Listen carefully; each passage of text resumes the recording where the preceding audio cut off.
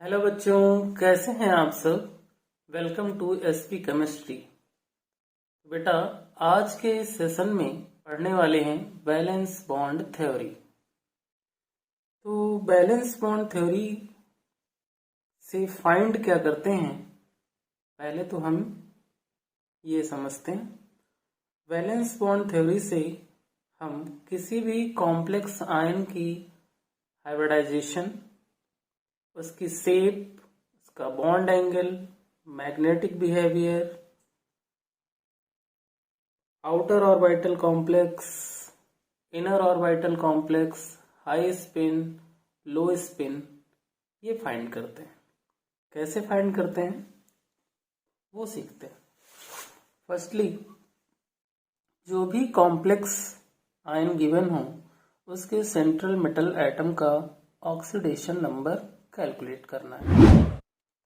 उसके बाद हमें ये चेक करना है कि गिवन कॉम्प्लेक्स आयन में attached ligand strong field ligand है या फिर वीक फील्ड लिगेंड है। बिकॉज अगर वहां पर वीक फील्ड लिगेंड है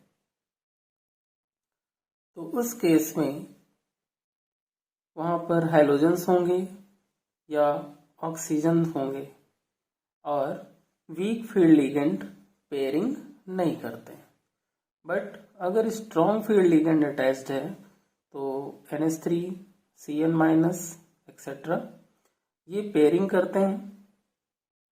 तो जो लिगेंड पेयरिंग करते हैं वो लो स्पिन कॉम्प्लेक्स की फॉर्मेशन करते हैं या फिर हम ये कहें कि इनर ऑर्बिटल कॉम्प्लेक्स की फॉर्मेशन करते हैं।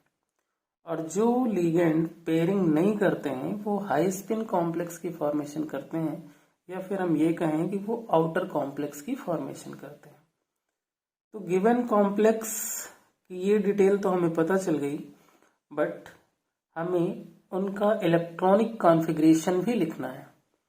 तो इलेक्ट्रॉनिक कॉन्फ़िगरेशन हम लिखते हैं सेंट्रल मेटल एटम का nearest to noble gas. Suppose हमारे पास कोई ऐसा मेटल है जिसका एटॉमिक नंबर 2235 है, तो उसका इलेक्ट्रॉनिक कॉन्फ़िगरेशन होगा आर्गन 3d4s4p। 37 to 53 है तो nearest to noble gas krypton, configuration होगा 4d5s5p। 55 to 85 है तो nearest to noble gas xenon होगी और कॉन्फ़िगरेशन होगा 4f5d6s6p। सो हमें पहले क्या करना है, ऑक्सीडेशन नंबर कैलकुलेट करनी है सेंट्रल मेटल एटम की। फिर चेक करना है कि उससे वीक फील्ड लिगेंड अटैच्ड है या स्ट्रॉन्ग फील्ड लिगेंड अटैच्ड है। उसके बाद हमें उसका इलेक्ट्रॉनिक कॉन्फ़िगरेशन करना है। तो बच्चों, एग्जाम्पल के लिए हमने लिया FeH2O का होल 6 जिसपे 3+ के चार्ज हैं। सेंट्रल मेटल एटम इसका Fe है और Fe की ऑक्सीडेशन स्टेट यहाँ पर +3 होगी क्योंकि H2O क्या होता है, 0 होता है। तो Fe की जो ऑक्सीडेशन स्टेट है वो कितनी हुई, +3। अब इसका कॉन्फ़िगरेशन करते हैं। कॉन्फ़िगरेशन के लिए Fe atomic number 26, nearest to noble gas argon 18 हो गया। 18 to 26 8 इलेक्ट्रॉन और फिल करने हैं तो 3d कितना होगा, 6 और 4s2। अभी सेंट्रल मेटल एटम पे चार्जेस कितने आएंगे, +3 के। तो Fe 3+26 आर्गन 3 इलेक्ट्रॉन लेस हो जाएंगे तो हो जाएगा 3d5 4s0। ऑर्बिटल में इलेक्ट्रॉन फिल करने हैं तो d orbital, s orbital, p orbital. 1 2 3 5 1 2 3, ये हमारा 3d हुआ, ये 4s और ये 4p। 3D में 5 इलेक्ट्रॉन है, फिल करते हैं 1 2 3 4 5। ये 5 इलेक्ट्रॉन हमने फिल किए। अब हम लिगेंड पे फोकस करेंगे। लिगेंड हमारा कैसा है? वीक फील्ड लिगेंड है, सो ये पेयरिंग नहीं करेगा, मीन बैक बॉन्डिंग नहीं करेगा। लिगेंड कितने अटैच्ड हैं? 6। तो फिर यहाँ पर 1 2 3 4 लिगेंड ही फिल होंगे, इसलिए हम 4D ऑर्बिटल ही बनाएंगे। 1 2 3 to 5। फर्स्ट लिगेंड 4s में, second 4p, third 4p, fourth वाला, फिफ्थ 6। ये 6 लिगेंड हमने फिल किए। यहाँ पर फिल करने के बाद अभी हम हाइब्रिडाइजेशन चेक करें तो इसका हाइब्रिडाइजेशन होगा sp3d2।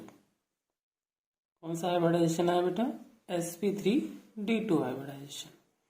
अब इसका मैग्नेटिक बिहेवियर चेक करें तो मैग्नेटिक बिहेवियर कैसा होगा? जितने भी इलेक्ट्रॉन हैं अनपेयर्ड है, पेयर्ड नहीं है, तो पैरामैग्नेटिक होगा।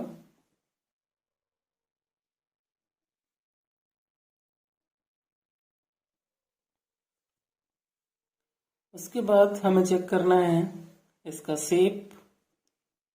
तो sp3d2 का शेप कैसा होता है? ऑक्टाहेड्रल होता है।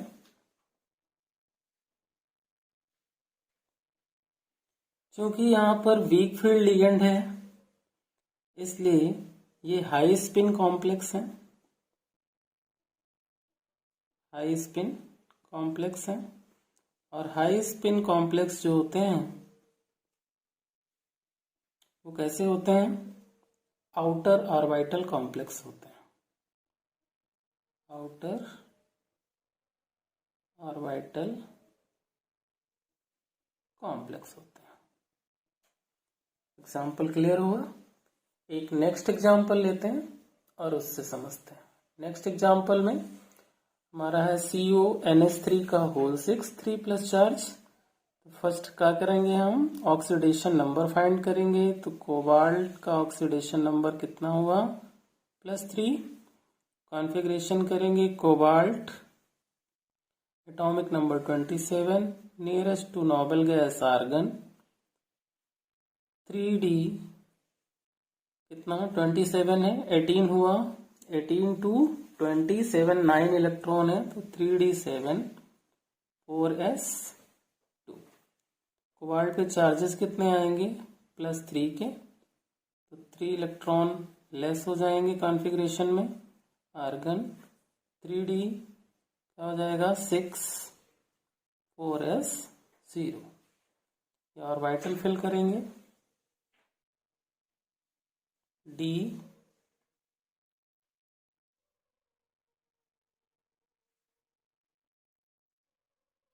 S P 3D है, 4s 4p। 3D में 6 इलेक्ट्रॉन है, 1 2 3 4 5 एंड 6। आप लिगेंड चेक करो। कोबाल्ट के साथ NH3 है, स्ट्रॉन्ग फील्ड लिगेंड है, सो यहाँ पर बैक बॉन्डिंग होगी। तो इलेक्ट्रॉन्स क्या करेंगे? बैक बॉन्डिंग करेंगे। इसके लिए हमने अगेन d ऑर्बिटल बनाया, s and p। So first वाला ऑलरेडी पेयर है, लास्ट वाला इलेक्ट्रॉन सेकंड वाले में जंप करके आएगा, सेकंड लास्ट इलेक्ट्रॉन थर्ड वाले में जंप करके बैक बॉन्डिंग कर लेगा। लिगेंड कितने अटैच्ड हैं? कोबाल्ट से 6, तो 1 लिगेंड 2 3 4 5 एंड 6। हाइब्रिडाइजेशन कौन सा बच्चों फाइंड हुआ? D2sp3। क्यों? ये 3D है, 4s है, 4p है, तो हाइब्रिडाइजेशन कौन सा हुआ? D2sp3। इसका भी शेप कैसा होता है? ऑक्टाहेड्रल होता है।